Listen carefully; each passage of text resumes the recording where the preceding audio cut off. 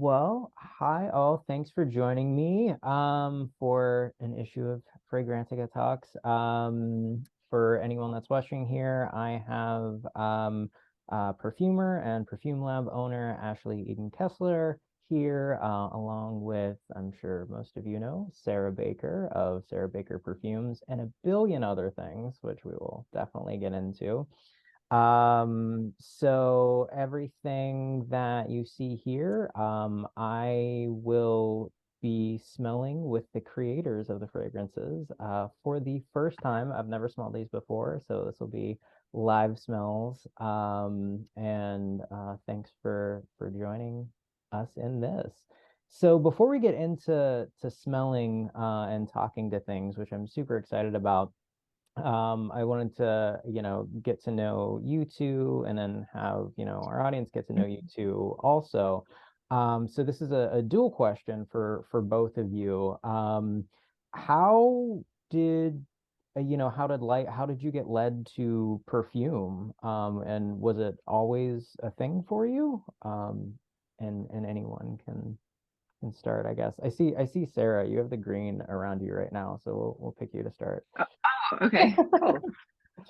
Um, I got started when I made a film, in an art film, and it was about a brand, and I created a logo and costumes and jewelry and homewares and a narrative all about this brand and the CEO and sort of their tumultuous affairs. And afterwards, I was going around telling everybody, I am going to start a perfume brand. I'm going to do a real brand. And then somebody said, well, you're going to LA, so you should go to Lucky Scent and talk to Stephen Guntarski. And so I went to Stephen Guntarski and I said, I would like to start a perfume brand. And he said, oh, you should go talk to Ashley Eden Kessler and Saskia Wilson Brown. So that's how I got sort of into it. I went and I met Ashley. It was great. And they just pushed you down the rabbit hole. It pushed me down the road. I actually incidentally already knew Saskia Wilson Brown, which Oh, was an okay. amazing coincidence. Yeah, Oh, wonderful. Small world. And yeah, actually, totally. how did your life lead you to drowning in smelly things? So it was definitely sort of a circuitous path for me, professionally, career wise. I think this is my third career in my adult life. But sort of looking back, I was definitely always very sense oriented, even as a little kid. There's a pretty fantastic picture of me at about 3 years old in a stroller at the zoo, just sitting there holding my nose. And apparently, my parents took me, and I did nothing but complain about how bad it smelled the entire time. And so we left. Oddly enough, those funky animal smells have become some of my favorite materials to work with. Um, but for me, my background and education was in arts, architecture. And that sort of gave way to working in film in the art department and doing set design and set decoration. And so for me, creating worlds, making things of beauty and function was always really the passion. And it wasn't really until I found the medium of perfumery that I found my place, where I could really play and experiment and fail and love all ends of that. Wonderful. And then also before we get to smelling, Sarah, for the line in general, so you have two sort of separate lines within the line. You're sort of like Extrait de Mhm. Parfum and then your Eau de Parfum line. Is there like a common theme to Sarah Baker perfumes, or like how would you describe the line as a whole, or like each if each section is different, how would you describe both of them? So I would describe the S. Baker collection, which is something that we launched in 2020. I would describe that as being kind of inspired by the freshness of cologne. And it is of a lower concentration than the Extrait de Parfum. So I feel that while some of them are kind of, I suppose, more challenging, I think as a whole, it is perhaps a little bit more easygoing. Like some of the ones in our Extrait de Parfum collection are like really heavy hitters, like serious powerhouse perfumes, where it seems like like the intention, while it may not actually have succeeded, was to make it just a little bit kind of lighter and a little bit fresher. And also it is the price point is a lot lower. So because it's a lower concentration, we just wanted to have something that was under $100 and hopefully is going to be able to stay that way. Yeah.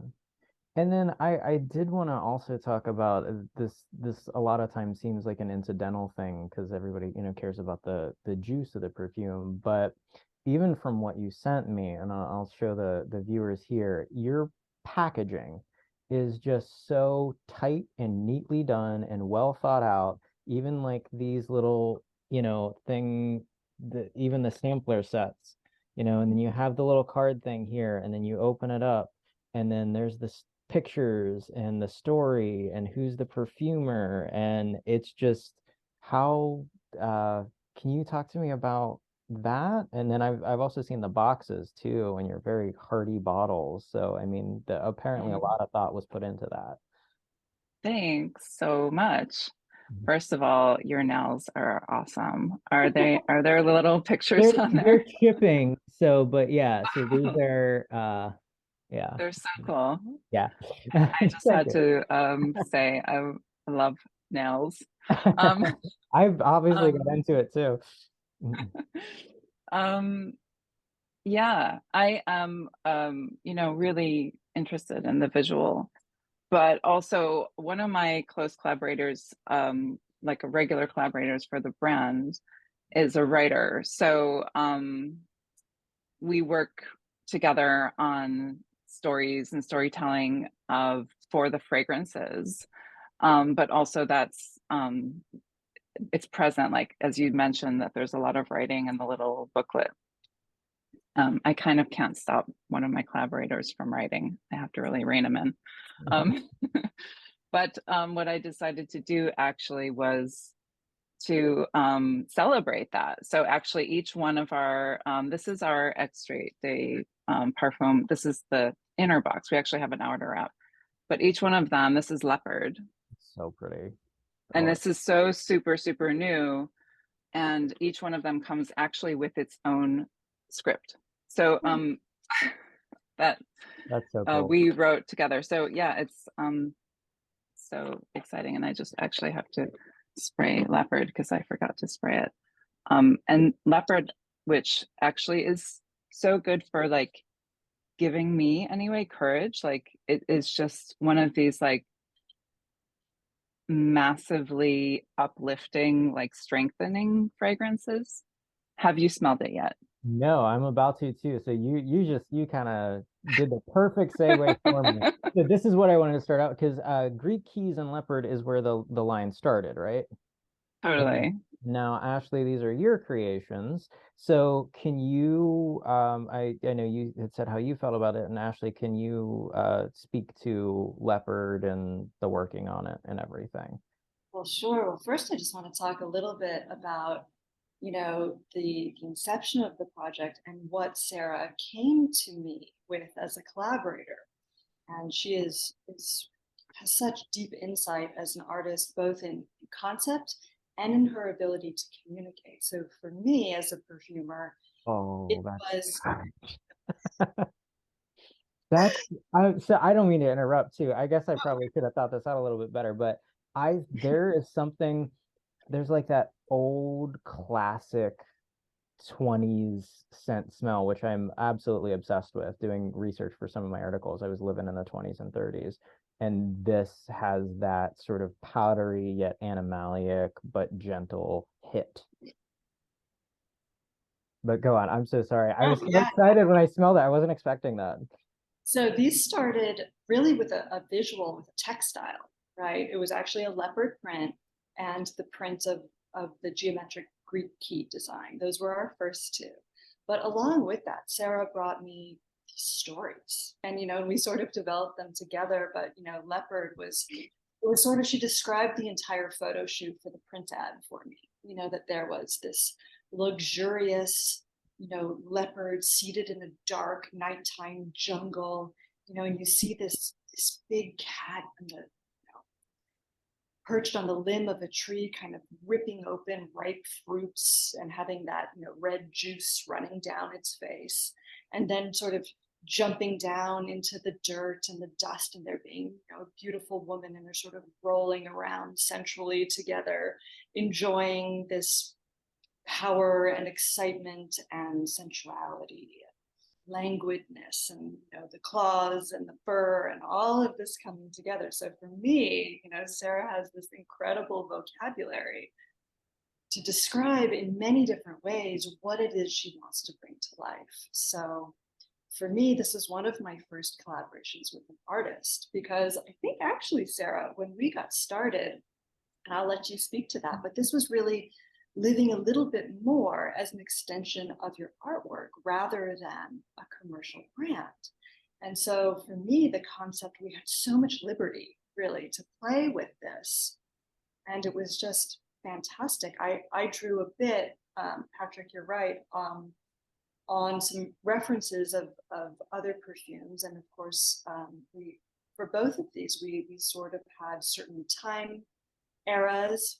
I think you're right, the 20s and 30s are in there. But for me, this also came from a specific memory of femininity, which was, for me, in the 1980s, my mother coming in to kiss me goodnight before she was going out to some sort of fancy event. And she was wearing a mink coat and Chanel lipstick, and her perfume was Yves Saint Laurent Paris, which is a powdery rose violet, right? And so for me, as a child, that was my image of powerful femininity. It was all of the decadence and luxury and elegance.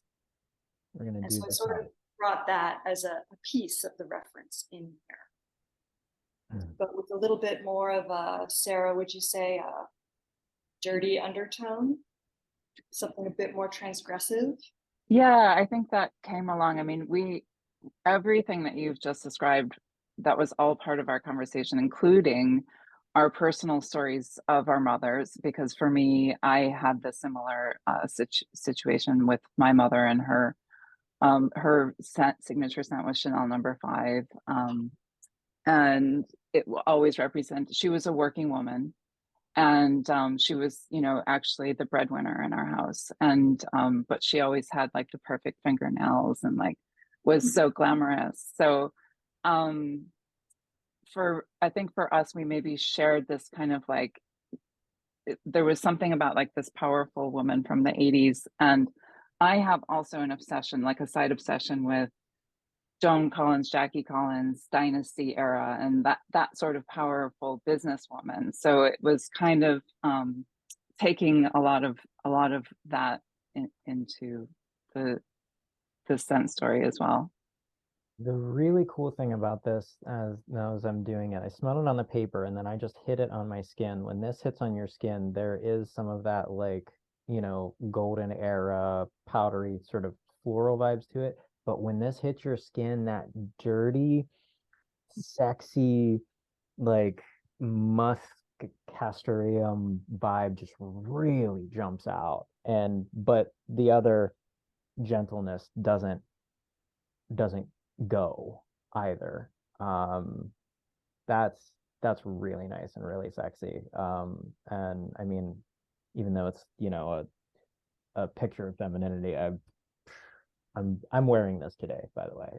I've already decided. But it's also because the leopard is, an animal, a ferocious beast. So I think that there was definitely like, let's give into that fact and get the fur and get the animal and get all the scent, that all the references towards it being beastly. I think Ashley did a really good job of doing that. This is like delicious with claws. I really, really like it. So then I guess we can move on to the number two in the line, Greek keys, which we started to talk about a little bit here, and then either or both Sarah and Ashley, you can talk about the idea behind and the creation of. My thoughts for Greek keys is the motif that is used by Versace a lot. Like, and picture the waistband of like Versace underpants or Versace thongs. And in fact, specifically, I pictured a super sexy tanned body wearing a Versace thong on the deck of a yacht, wearing like a gold medallion and handing you a refreshing drink of some kind. And there's like clear blue water. And so it's like the picturesque, luxurious yacht holiday experience in the Mediterranean. I think Ashley captured that pretty well, actually. Their perfume often, I think in like briefs and ads and stuff get described as transportive, and I think that word gets thrown around a lot. But when you find a perfume that truly is like you're not here when you smell it, that is actually really rare and wonderful. And this did it. I smelled it I'm so and happy. Yeah. I was not in my room in Queens at Hmm. all. I was wearing that Versace thong. Sorry if anyone accidentally pictured that. And yeah, this is a yacht. I there's you you can smell an air to this, and I know that's really hard to do in perfume. You smell like just the air of a place in here, and this is potent but gentle at the same time. And I typically don't like fresh things all that much. The citrus and the bright yachty things. I mean, look at me, I'm a little goth kid, so I mean, give me the dirty dark stuff. This is really, really beautiful. And for me to really be over the moon about something that's fresh and bright and sparkling, that's definitely saying something. This is really, really good. So can you talk about the sort of the creation of this and how um this came to be in your mind, Ashley? Sure. So, I mean, again, Sarah presented me with this world, and it was almost really just a question of translating elements. So that air, the sea spray hitting warm skin, definitely an air of luxury. So an elevation around all of that. There's sort of an effervescence of champagne. The woody note is very specifically sort of referencing a highly polished, um, boat deck and railing, brass, and all of those sort of accoutrements, along with, the woman in the stilettos and the man with the gold chain. Slightly there's a slight, very clean perspiration, and that ambroxan presence, that sense of just very, very fresh sweat beating off of a beautifully sculpted human body. I think I realized what I like about this and why this is sexy fresh. This isn't just sparkly drink in your hand, orange and lemon. This is the very much what you said. As soon as you were saying that, I was like, oh my God, there it is. Yeah, this is sexy fresh. Absolutely. I think we tried to bring some of the skin into the fragrance itself. Oh my God. And then this one too, when it hits skin, that humanness just really jumps out of it. Oh, that's so delicious. It's really delicious and really refreshing. And I think when I first started out, I didn't really know much about perfume marketing or marketing in general. And I really thought this was going to be for a man. And I quickly learned that while maybe it has a masculine tendency, it is certainly not like it is an experience. And I think that that's what, in fact, all of the fragrances do, is that they aren't, you know, for any specific type of person at all. It's more just like, do you want to have this experience today? You know, is this your mood? And I think this kind of setting the scene of like a narrative story, like, no, okay, a fragrance doesn't actually tell a story, but it can certainly assist and help you to envision a certain kind of an atmosphere or a scene or whatever it is that you want to be. Yeah, this would feel, the smelling this, I think this would feel comfortable on sort of anyone, male, female, non-binary, whoever. Yeah, this is really, oh, and that skin, like that, it almost sounds gross to, I mean, people go, oh, but that sexy, fresh sweat just really jumps out in this. This is like deceptively filthy. This is really nice.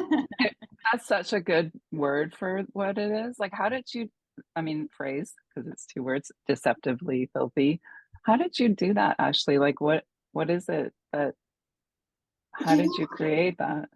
I think it's always difficult to describe your own signature, but Yeah. I do get some feedback that that tends to be a bit of a through line for me. I am very interested in sort of animal odors and how they enliven scent, sort of technically, even if they're used in very, very low concentrations, and how, our human responses to them are so intense and so polarized. They can be repulsive, they can be incredibly attractive.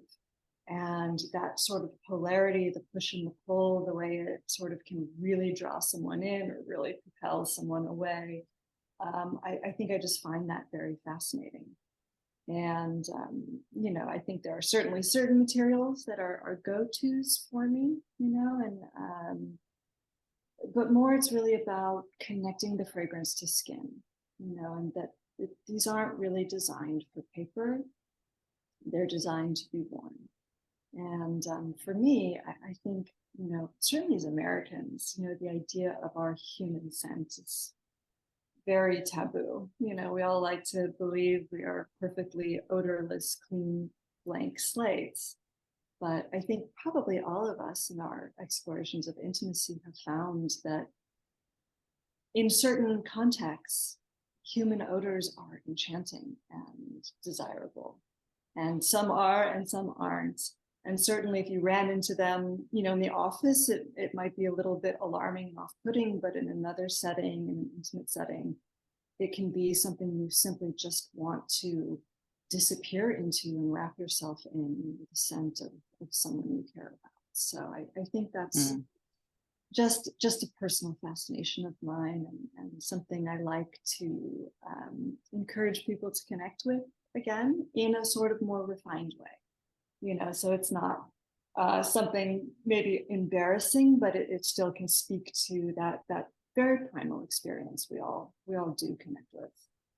And Ashley, how do you know, like, so Sarah would come to you with an idea or say, I want Greek keys and or whatever, or even you think of an idea. And how do you know when a perfume is done? Well, that's one of the reasons I love to work in collaboration because finishing is not my strong suit.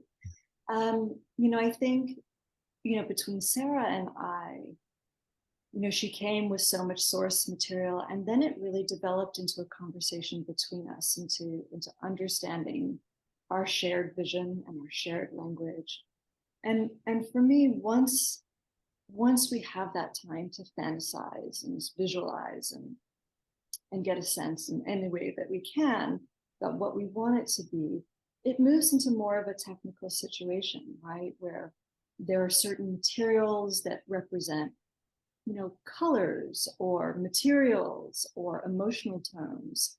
And it's a question sort of inviting a cast of characters to play those roles and how they all play together. So it's a bit of, acting as a director, or, leading an orchestra. You're not entirely in control of it. You're taking this very rich world and encouraging them to play with one another, and one to speak more strongly and another to sort of, hum quietly in the background. So it becomes a bit more of an experiment that way. Nice. And then for the next sense, Sarah, we're gonna move on to yours. And so I'm very excited for that. so I know you started out as founding the line and sort of creating the line and the ideas and the stories, but then you moved on to being perfumer as yourself. Can you talk to me about the journey from, founder to then perfumer? Like, what was the process like? I also founding a whole new line and then learning the composition. Well, I didn't really know very much about perfumery until I met Ashley, and she sat me down, and in person at the Institute for Art and Olfaction, we sat down and went through a whole bunch of fragrant materials. And that's how we started to develop where we would go with the first couple of fragrances. But I also, meanwhile, was learning about how to kind of just a rough how-to session, basically. And just kind of picked things up here and there, and took a couple of workshops here in London, and then the pandemic came, and the Institute for Art and Olfaction put their classes online. So because of that, I was actually able to experiment a lot more, because actually for me, one of the biggest challenges was like, what materials do you buy? Like, how would you even know where to begin? I mean, you can smell things and know that you like certain things, but there are like hundreds and hundreds and thousands of fragrant materials. So so yeah, between a couple of like classes that I took here and just a lot of online research, and then the Institute for Art and Olfaction, mostly taught by Ashley, actually, um, I was able to create my own during the pandemic, basically. Very nice. Well, now we're gonna go on to your own. So the first one I have up here is Flame and Fortune, and then if you could talk about that and the idea and creation behind it. So actually, Flame and Fortune is the second one I made, and it is inspired by a true artwork that I started, never finished. So there was a narrative element to it, and basically I'm now working with a writer, and we're creating a Flame and Fortune book. So it is actually still progressing and turning into something. But each one of the sort of fragrant materials was inspired by narrative. So there was a lot of white flowers, there was the desert, there was a car chase, there were bees, there was, sex and scandal. And it turned out to be an unusual fragrance, I think, but an unusual way to actually create a fragrance. And I started it maybe back in 2018, actually. So that was like before I was really doing online classes. And then I think it was more thanks to some of the online classes and learning a lot more about accords.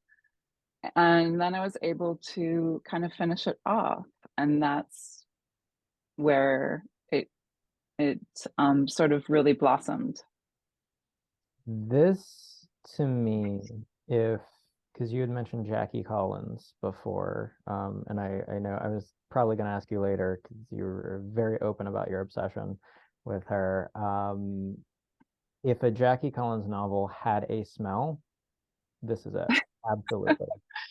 It's somehow it is the CEO is in search of like a mythical flower in the desert. And so yeah, but she's a powerful person and she crosses some very powerful men. And um yeah, so it's kind of like it's this burnt-ish sort of, there's a burntness to it because there's a lot of like, you know, fire events that take place Yeah, it is in the very novel.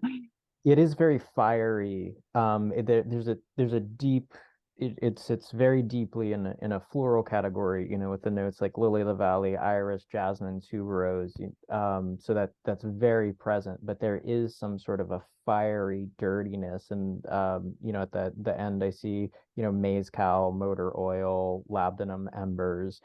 Those two elements are pretty evenly balanced in there. I wouldn't call this an outright floral fragrance. It's there, but Mm.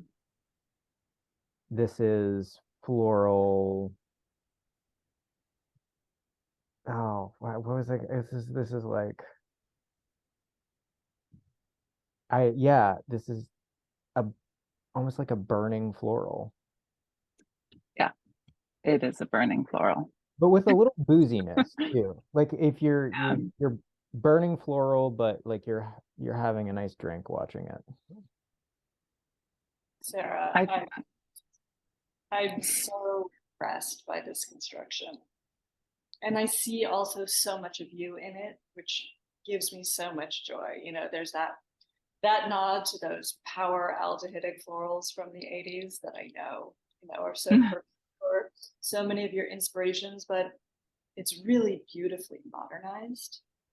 And that play with the industrial notes, you know, and Patrick, so you're saying, you know, burning, I think a lot of people think smoky, you know, like birch tar, like campfire, and that's not this version of No. burning. no. And this is so much slicker, more metallic, and it has this fantastic play between the sort of heat and cold. It makes me think a bit, you know, of that play when something is so hot, it burns so much that it almost feels like it's freezing.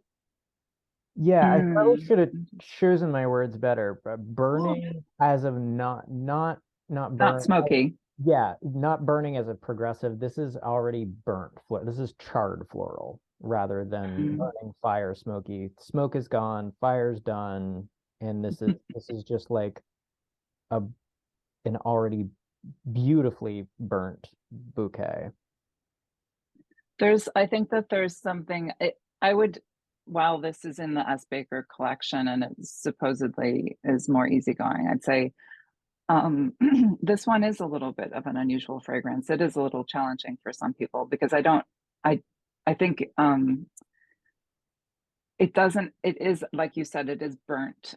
So it has this kind of unusual, like almost like burnt rubber. That's not either correct, but maybe burnt pavement from the car that is already gone or something, or burnt oil from the engine. You know, there's something that's kind of like man-made about something mechanical about the that note. And I think that that is kind of a little perhaps hard for some people to wrap their head around. That smell that's left after a car peels off and a tire like streaks across the pavement and leaves a black streak, that next to a grass flower bed is Yeah. kind of fascinating. This is really, really cool. For this, There was, this was the second perfume you ever made? yeah, actually, it's G Clef is the first one I made. So when I say no, I've made more, but they're just complete and total failures. So when I say the second one I made, I mean the second one that I saw through to the end and published, because I can do that because I have a brand. Anybody can, actually. This is Um, this is damn good just in general, just in a lexicon of good perfume, but especially this being, number two completion for you. That's ridiculous. I don't know whether I'm gonna wear leopard or this today. Now I can't choose. These kind of go together. I'll do like one on one arm, one on the other. yeah, yeah, actually. I was wearing Flame and Fortune earlier today and I just sprayed leopard and that totally works. And I was wearing Flame and Fortune earlier today because I was at the studio and there was one of my neighbors. She was showing me a a bag that she had from Nepal that's like an old artifact of people who used to climb up the sides of mountains and take like honeycombs from bees. So they were like collecting honey, and she showed me this leather pouch that's how what it was used for, and it was it reminded me because it had like a burnt leathery old like almost sour leather smell to it, but then also like incredibly beeswaxy. And I think leopard has beeswax in it too. I know that that's one of Ashley's like favorite materials, which is actually one of the reasons why I use leopard as well. Sorry, beeswax in Flame and Fortune as well, because she introduced me to that as like one of the most amazing materials. So it would anyway. This bag from Nepal, from these beekeepers, was just the most incredible smell, and it actually reminded me of Flame and Fortune. I really, really like that. You knocked that one out of the park. You really did. Yeah, So and we'll, I have the I sprayed yesterday, so I have the dry down on these as well, and it's just lovely. I'm gonna walk through. I'm gonna wear. I know exactly what I'm gonna do now. I'm gonna wear leopard and flame and fortune, and I'm gonna walk through Manhattan and pretend I'm in a Jackie Collins novel. So that's right. So thank you both for that. We have two more perfumes to smell. Oh yeah, yeah. No, so I have three in total. Or no, wait, yeah, no, two, yeah, two more perfumes. I gotta get my vials. So we're gonna go back in time with you, Sarah, and we're gonna do your first one that seemed to completion, G Clef. So if you can tell me about that one. So G Clef is was like a study in fougere that I ended up making kind of finishing for my father for his birthday. And so I made it for him. I thought he was really gonna like it, and it reminded me of easygoing kind of Californian coastal drives to jazz festivals that we used to do quite a lot. And he's a really easygoing guy with like a vintage car and loves jazz. So I thought he would really like this. So I made it for him.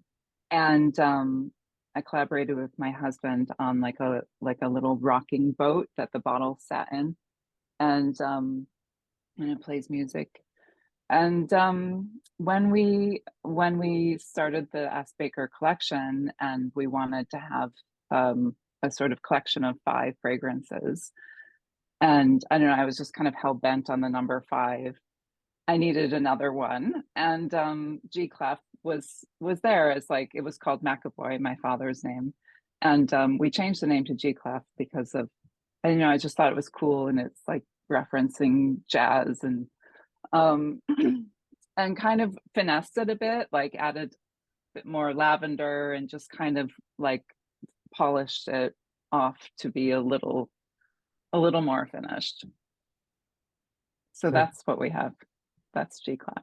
So initially, I thought that this was, a very bright ozonic citrus and sort of very close to what Ashley had said before, sort of that coastal air hitting warm sand. There's a little bit of that vibe there, but as this dissipates, there's a lot more oomph here. There's that that amberousness and that oak mossiness really comes out. This feels like a very grounded a version of a fougere. Mm. And a great animalic leather quality too, much later on. While Oh, keeping really? while keeping the freshness and the brightness, Well, this but the needs to sort hit of my skin then. If yeah, we got animalic leather, heck yeah, let's do they this. sort of invert, right? It begins like more fresh with hints of that sort of, I think that, the antique, the sexy vintage car driving up Oh, the northern there it coast. is. So there. And then later it switches, but it still maintains that, that sea breeziness. Oh, yeah, that I as soon as this so for anyone that's watching, I mean, we're spraying these on strips just so I can have a first time. Each one of these just bloom when they hit skin. Was that intentional? I think that something Ashley was saying about our body odors and our skin odors, and I think that's something that we have in common. And maybe that's because Ashley was in some ways the person who introduced me to perfumery, which is why we have that in common. But I certainly am really interested in body odors and the way that perfume works with your body. So maybe that might be why. Yeah, every time I have done this, I've sprayed it on the strip, it's been great, but the second it like hits my skin, just three new things come out of it. Um, Not all perfume works that way. I know you're supposed to, oh, try it on your skin and everything, but a lot of the times it ends up similar. These were absolutely meant to be worn.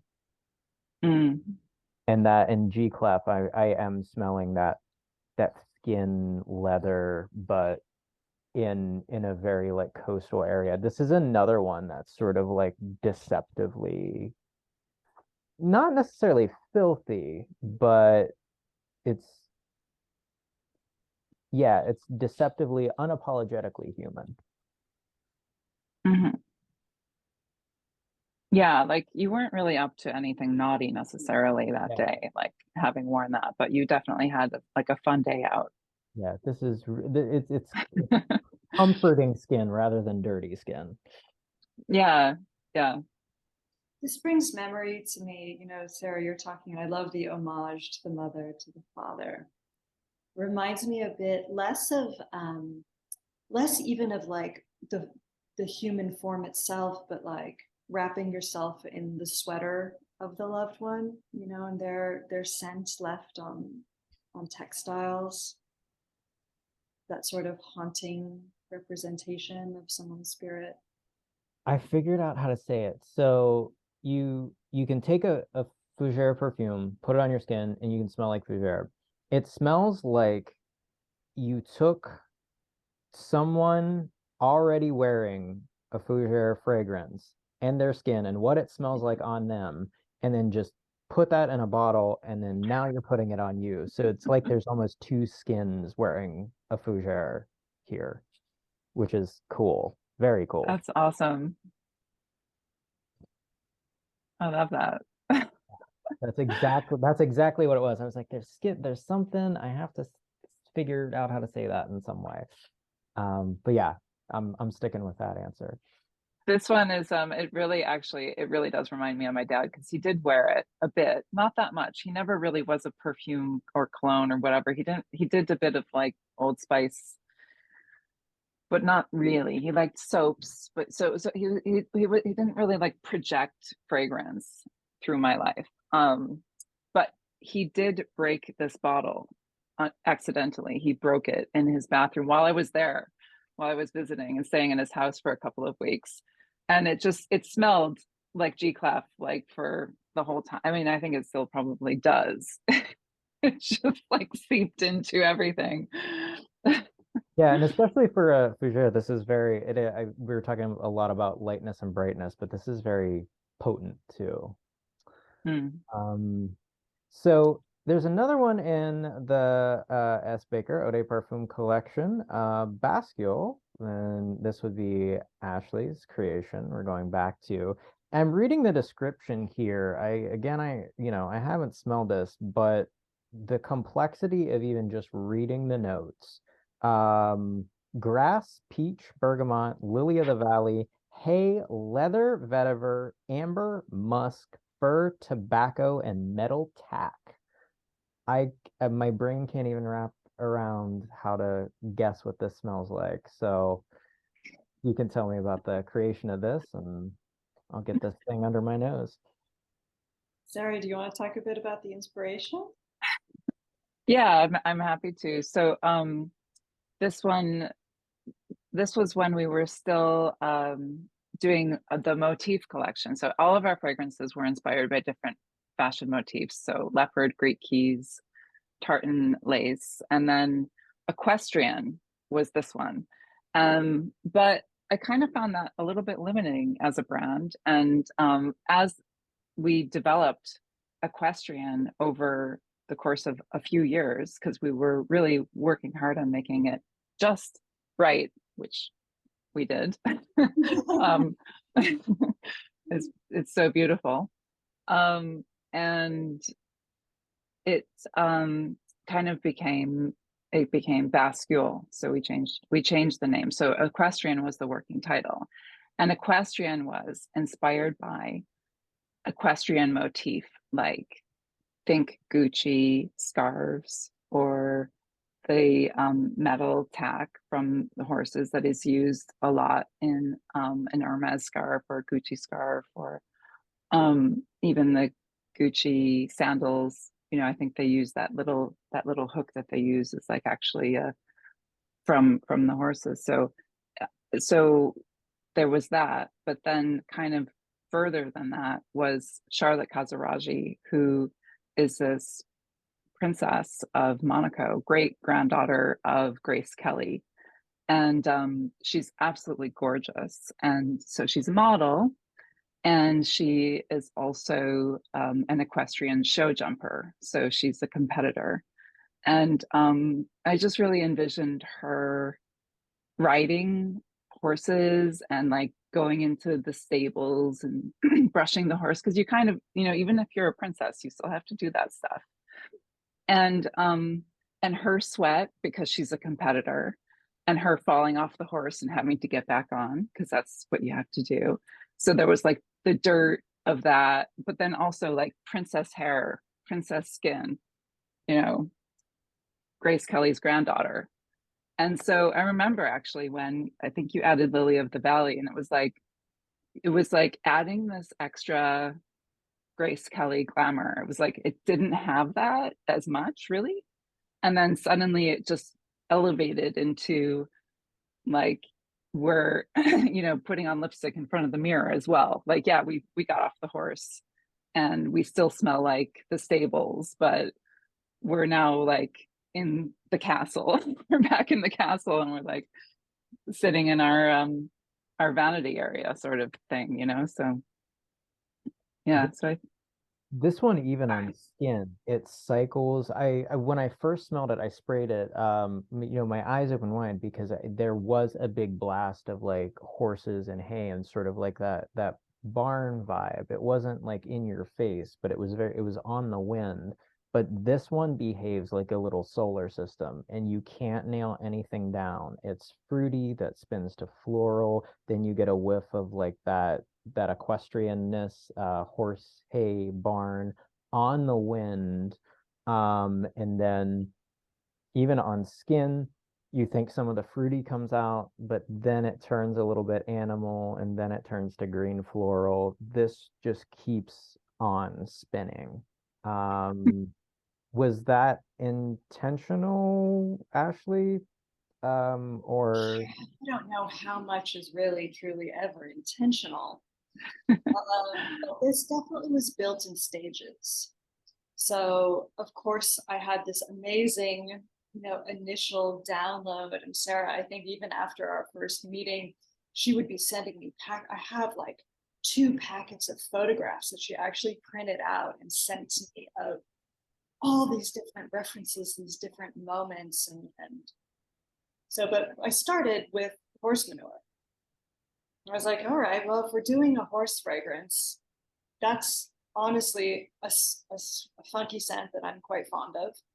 And that's where I started. I started with the horse manure. and with the horse. So I actually spent some time down at the Empire Polo Fields smelling polo horses, right? Because if you're going to smell horses, they have to be fancy horses. And some very surprising discoveries that like the odor of the horse and the horsehair was actually quite fruity, fruity, fresh, and sharp and clean. Very, very specific. And so I started sort of with the image of the horse. And then the question of the leather and the accoutrement, and the version of leather that is truly the finest and most elegant. Not a poorly tanned, funky sour leather, but just the softest, most buttery, most elegant, refined leather note. And of course, the grass. Yeah, there's a very distinct green streak in there, and it just pulls it all together. It's so beautiful. And then there was the presence of the character, right? This princess note. And so for me, it started with peach, and again, a very refined version of sweat of a horsewoman competing, but again, the most elevated. And the final note was the floral. And honestly, until that came in, the fragrance sat a little heavy. It was interesting, but it really lacked a completeness. And it was really happenstance. I often wear the fragrances as I'm working on them, right? To sort of spend time in the day. And I hugged a friend who was wearing a very pure white floral lily of the valley fragrance. And I had that impression of the two scents together, and I was like, that's what it needs. That's the bright, crisp, fresh, elegant femininity that it needs. And and that sort of served to keep, I think, that cycle going, right? Where we have the sort of the richer underneath, the brighter on top, the green and the fruity, and the floral keeps sort of in conversation with all of those elements at the same time. So instead of it being kind of linear, progressing from one to the next, I agree, it does sort of spin. Yeah, this is still this keeps spinning. I can't pin down what even to call this, because this is like 4 different perfumes that just keep switching masks. What was really shedding a lot of light on Ashley's process when I started taking the Accords classes online, and I took a leather Accord class, and it was not the same leather that is in Bastille, and that was like kind of a little perplexing to me, because I was like, leather, like you see leather described as a fragrant note all the time, and you think leather, leather, leather, leather, there's just one leather.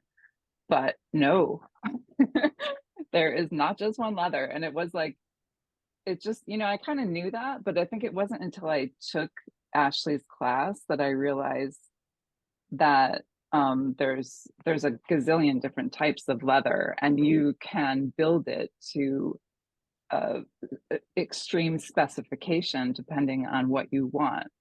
And I actually smelled the leather Accord that Ashley made for this one, and it's just extraordinary how much work that she, the lengths that she went to. She said she went to the polo yard to smell the horses. Well, she also took the smell of the leather from a very specific place. Ashley, do you want to tell us about the leather? Sure. So it's the specific odor of the interior of a vintage Rolls Royce. Has a sort of, off-white, creamy color leather. And on the floor of the car are sheepskin, really, really rich, deep sheepskin floor mats. And, all of the processing of that leather and all of the components are very specific to that car. And even, I think it was like a 1974 Rolls Royce. And to this day, that odor was incredibly intact and incredibly specific. So that's the leather reference that I used for And this. I think you totally nailed that. I think it on its own, that's exactly what it has, that exact feeling. And I've heard that from people who've smelled Bascule, that I haven't told that. Oh, there's something like it reminds me of a vintage car, and it's not just any vintage car. It's like an extraordinarily refined, handcrafted interior vintage car.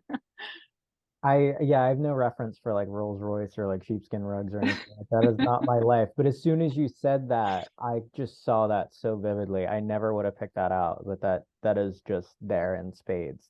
That's amazing. That's wonderful. So just to wrap up here, Sarah, you do 100 billion things, and some of them have popped out during our conversation. There's so much more. If anyone is interested, Sarah has a website. Your CV is ridiculous. I can't think of a thing in the art world you haven't touched. And so as far as Sarah Baker Perfumes or the S Baker collection or whatever, what is next for Sarah Baker Perfume or person? Well, we do have this book that we're working on, the Flame and Fortune book, and focusing right now actually on a couple of artist editions. So we've just come up with this new packaging, and so we're kind of now shifting into refining the S. Baker collection packaging. I mean, it's just this ongoing rolling process of like refining and improving. So I guess I can't be happy until it's all like not perfect. I'm not trying to make it perfect. I just want it to be I want everything to be as great as the fragrances are, I want all the surrounding and all the experience for the user. I want them to have like a really full and rich experience with these amazing fragrances. So I want to do right by them. You're definitely doing it. My mind is blown. And Ashley, so you teach at the Institute of Art and Olfaction. There are constant new classes of different types of accords for anyone out there that's interested in learning. And that can be looked at the Art and Olfaction website. You also have your own project and scent lab, Studio Sentier. What is next for you? Some more exciting collaborations going to launch next year. Oh. So looking forward to that. Some things I'm very proud of as well. I think Sarah is just touching on it being a continuous evolution. And your earlier question of how do you know when it's done? And the truth is, it's never done. You simply can embody it the best to your ability at that moment in time. And inevitably later on you think, oh, but what if I did this? And so it's sort of a joy to get to continue to evolve for me as a perfumer, and to get to continue working in collaboration. I think there tends to be a lot of ego jumping around in the world at large, and certainly in this industry. And I find whether it's teaching and studying together at the institute or working in collaboration with other amazing creative minds and talents like Sarah, that it enriches us all and it lifts us all up. And I just want to encourage people to know that, everything, all of our work is in conversation with one another. And it's really a joy of discovery to continue to share and evolve together. Thank you, Wonderful. Sarah, for Oh, all. it's such an honor to work with you, Ashley. It really is. Oh, likewise. Likewise. Well, so we have Institute of Art and Olfaction and Studio Sentia for Ashley, and then Sarah, your personal website, and then of course the Sarah Baker perfumes. They're definitely up on Fragrantica, and then online. I know Lucky Scent has them, and Scent Bar, a couple of the brick and mortar stores. You can get the cute little discovery sets with the little booklets that we were reading off of today. I definitely want to thank you both for your time and doing this. This was just a wonderful exploration, and Ash credit to Ashley, the perfumer, and Sarah, the perfumer and creative director, as well. You have a very old school classic, but incredibly modern line that is just elevatedly dead sexy. Um, Aw. so this was so fun. I'm wearing everything on me now, and I guess final thought, smell like I just had the most amazingly wonderful sweaty makeout session with the hottest person ever, and now I just ran through a grass tuberose field. So I'm loving myself right now.